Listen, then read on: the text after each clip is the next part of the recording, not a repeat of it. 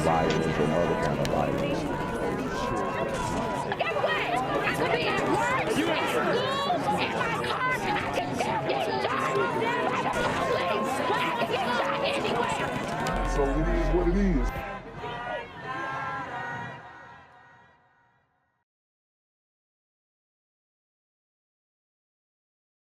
What's good, YouTube? It's the Black Gen Z Mindset. Make sure you go ahead and like, comment, share, subscribe. Let's get into the video. The trial for the man accused of orchestrating the kidnapping and murder of a 13-year-old girl over stolen drugs began in a Dallas County courtroom this morning. Hello, I'm Steve Eager. And I'm 13-year-old girl. I mean, I'm telling you, these super gremlins are on that femicide, like for real. But let's address the point about the stolen drugs. Now, did she steal the drugs, or did maybe a family member of hers steal the drugs? Those are questions that, you know, we would need answered. Hopefully she wasn't involved in those demon time activities. But, you know, it happens. There are a lot of chicks who help and aid and abet in setting people up. So I'm not going to say that she would do it or has done it or did do it, but I wouldn't put it past a chick in general to do that. Okay, not her specifically, but in general. I'm Heather Hayes. Darius Fields and 3 other suspects were arrested in connection with the 2017 murders of Shavon Randle and Michael Titus. Fields was previously sentenced to 18 years in federal prison for weapons violations related to the case. He's now charged with organized criminal activity. Fox 4's Lynn Ann Wynn was inside the... So he was sentenced to 18 years for organizing the hit. I mean, if you think about it in the grand scheme of things, that's not bad. Now, obviously, I'm not condoning his actions, but that's not a lot of time. For organizing a hit, that should be life. Mandatory. Dunzo, you took somebody's life. But I continue to say this, the criminal justice system is unfair, but not in the way that people perceive it to be unfair. The courtroom as the jury heard from witnesses on this day 1 of testimony. Lynn Ann. Yes, Steve and Heather, today the prosecution laid out their timeline and the evidence in their case. Jurors also heard from officers as well as a neighbor and Shavon Randle's family members who described the panic and fear they felt the day she was abducted. Shavon, 13-year-old little girl, adorable little girl, in her pajama pants and an elementary school t-shirt. Dallas County prosecutors describing the gruesome scene of Shavon Randle's kidnapping and murder in 2017. Shavon's body is found in this trap house, and right next to her body is... Dang, she called it a trap house in the courtroom. ...what is clearly a bunch of bindings. Because when that little girl was kidnapped, she was then bound so that she couldn't run away. And she was bound with whatever they had on hand. Prosecutors say cell phone data... Dang, look at Laquan Wilkerson. This boy laughing and smiling and just demonic. Darius Fields, I already told you guys about the starter kit dreads and the neck tattoos. Neck tattoos are very painful. I got a chest tattoo. Didn't go that high. But they're very, I mean, when they were doing my chest, like the upper chest, it did feel like they were putting, like, it felt like they was, like, slicing my throat open. Devontae Owens, I mean, not nothing, you know, really that stands out about Devontae. It's he kind of got a pinhead. He just looked like he one of them slow super gremlins. But Laquan Wilkerson is obviously on demon time. Now we got Desmond Jones. He looked like a dumb super gremlin. Like, he not even looking in the camera. He couldn't even find a camera. You know what I mean? At least Laquan could smile for the cameras, but Desmond, he couldn't even find the camera. These are some dangerous individuals. Especially, I'll say the two dudes who I would definitely feel like are the most on demon time is Laquan number 1, Darius number 2, Desmond number 3, just because he one of them dumb niggas who just will do whatever, and Devontae Owens. He looked like he could be talked into some stuff. I don't know, but that's the lineup that I'm gonna. Witnesses and surveillance video put Darius Fields and 3 accomplices together, accusing them of planning the kidnapping in retaliation over $250,000 worth of marijuana stolen from Fields days earlier. Prosecutors also said a man in jail with Fields said Fields admitted he was behind Shavon's death. He doesn't get blood on his hands. Wow. So this dude was talking about, you know what I mean, he was bragging about it in jail with his cellmate. Turns out that cellmate is a CI. Days earlier.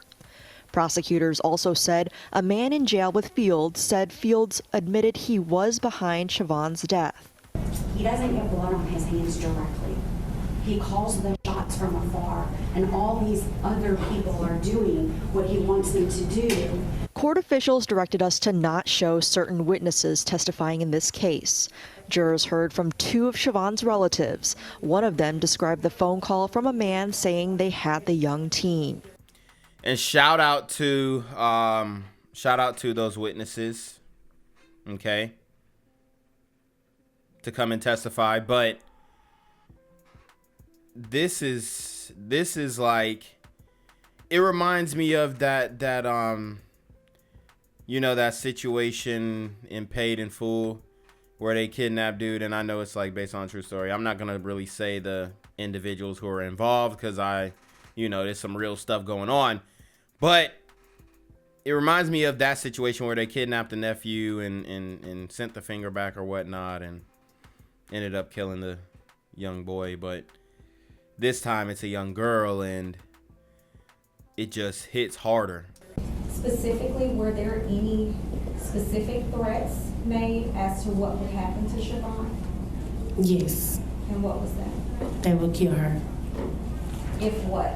If they didn't get their drugs back. Jurors also heard. So my question is, why not just bring the drugs back? The frantic 911 call from a relative who first reported Shavon missing. My daughter got a strange phone call. They on the phone saying they had my niece. I get to the house, my niece is nowhere in the house. Only person that was my daughter. She's nowhere in the house. She's 13 years old.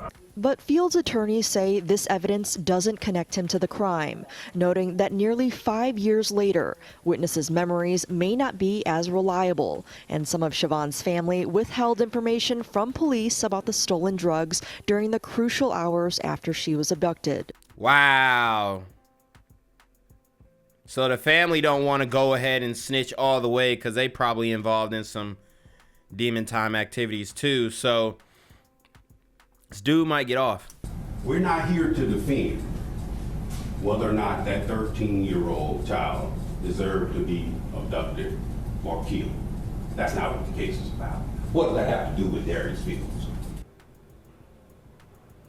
And testimony in the case is scheduled to resume tomorrow morning at 8:45 a.m. One of the men accused of the revenge kidnapping and murder of 13-year-old Shavon Randle nearly 5 years ago goes on trial tomorrow. A jury is seated, but the charge is not murder or kidnapping. Still, it may bring justice for Randle's family. Ken Kaltoff explains. July 1st, 2017. It was 3 days after Shavon Randle was first reported missing in Lancaster. Friends and family held out hope as they passed out flyers. July 8th, they attended her funeral after she was found murdered in Dallas. I am just so heartbroken by the whole situation. Evidence showed it was a revenge kidnapping and killing by a gang of drug dealers who intended to kidnap someone else but took the 13-year-old girl instead. Yet there was never proof of exactly who did the killing. Darius Fields was sentenced in 2019 to 18 years in federal prison for related weapons charges. For a crime like this, which obviously involved an innocent child that was brutally murdered, prosecutors will try to get the maximum. Former prosecutor Toby Shook says murder is not the only crime that carries a life sentence.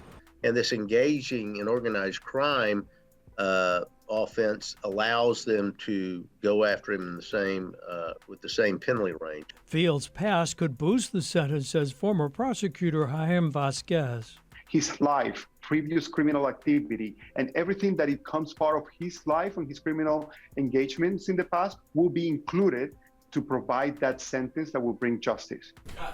After outbursts in his 20... Dang, this man, this man tried to buck. Yeah, he did that. He did that. To provide that sentence that will bring justice. After outbursts in his 2020 organized crime trial for the same offenses, co-defendant Desmond Jones was dragged from the courtroom. He received a sentence of 99 years in prison. Woo! They had to drag that boy out the court. These super gremlins don't get it. Your actions, brother. Your actions. You After outbursts in his 2020... This man killed a 13-year-old girl and is wondering why he getting 99 years.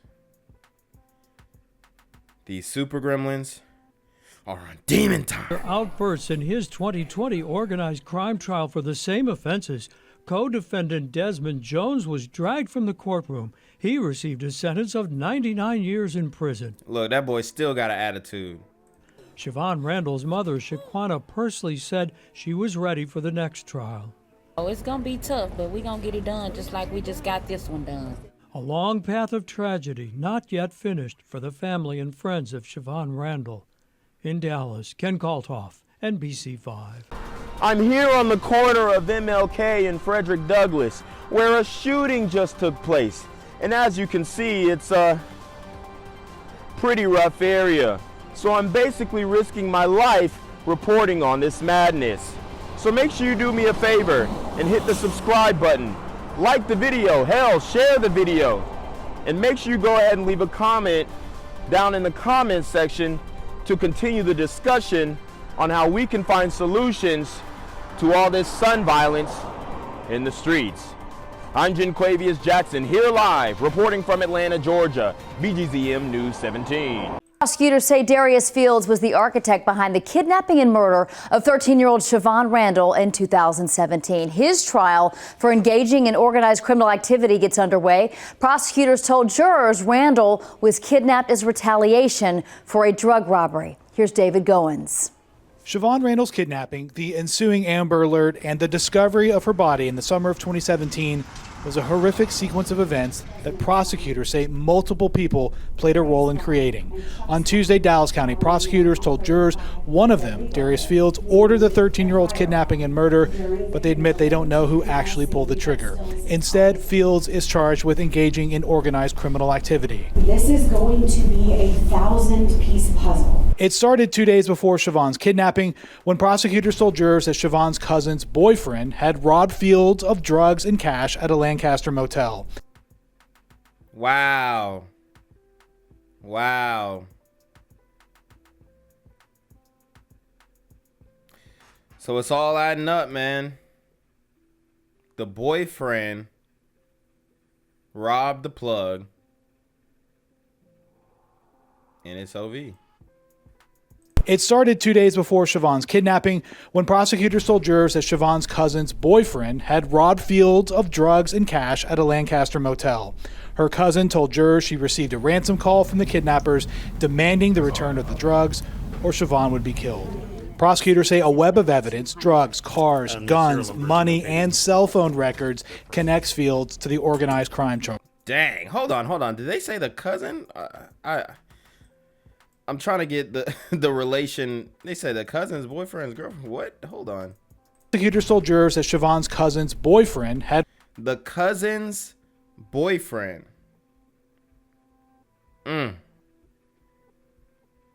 So her cousin's boyfriend got her killed, basically. See how being connected to a super gremlin on demon time can really get you killed. Not even directly. Indirectly. Had robbed Fields of drugs and cash at a Lancaster motel. Her cousin told jurors she received a ransom call from the kidnappers demanding the return of the drugs or Shavon would be killed. Prosecutors say a web of evidence, drugs, cars, guns, money, and cell phone records connects Fields to the organized crime charge. Some of you may feel after day one, I've heard enough, I know, but my job is to put on as many pieces of this puzzle as possible. And it's a puzzle prosecutors have already explained to a Dallas County jury once. Fields was indicted alongside Laquan Wilkerson, Devontae Owens, and Desmond Jones. Jones had to be restrained after a Dallas County jury sentenced him to... Y'all heard his mama, Desmond. Why didn't you... why you wasn't yelling at him before you got into all this? Desmond. See this? Man, can't make it up. 99 years for his role in the plot 2 years ago. Defense attorneys say in this case, key cell phone evidence will not point to Darius Fields. To this day, they don't know whose phone belonged to who. If a jury finds him guilty, Darius Fields faces life in prison. In Dallas, David Goins, NBC5. Prosecutors say cell phone calls, text messages, and data show that Darius Fields at the center of the plot that led to the kidnapping and murder of Shavon Randle in 2017. Our David Goins has more from the Frank Crowley Courthouse. Prosecutors told jurors earlier this week that their case against Darius Fields, who is charged with engaging in organized criminal activity, would be akin to a 1,000-piece puzzle. Well, jurors got several of those pieces today in the form of very technical cell phone data. Now keep in mind, jurors have already seen surveillance video of Darius Fields moments after prosecutors say he was robbed of marijuana 2 days before Shavon Randle was kidnapped, and then more surveillance video the day before in what prosecutors said was a meeting to plan her kidnapping. So today, jurors saw the cell phones connected to Fields matching up with that video. Prosecutors say cell phone records also showed Fields ordered Shavon's kidnapping, even though he was not there when the 13-year-old was taken from her home back in 2017. And not long after, any phone involved, according to an FBI witness on the stand today, couldn't be tracked. Dang. So they dumped their phones. I mean, y'all should have dumped the phones before. See, this is they just doing everything backwards. Before you even plotted, you should have dumped the phones. That's common sense. Phones that were utilized during the kidnapping were shut off before I even had arrived at the command post. And prosecutors maintain it's that mix of cell phone data, cars, drugs, guns, cash that will help jurors decide that Fields was the head of a drug crew that was ultimately responsible for planning and executing the kidnapping and murder of Shavon Randle.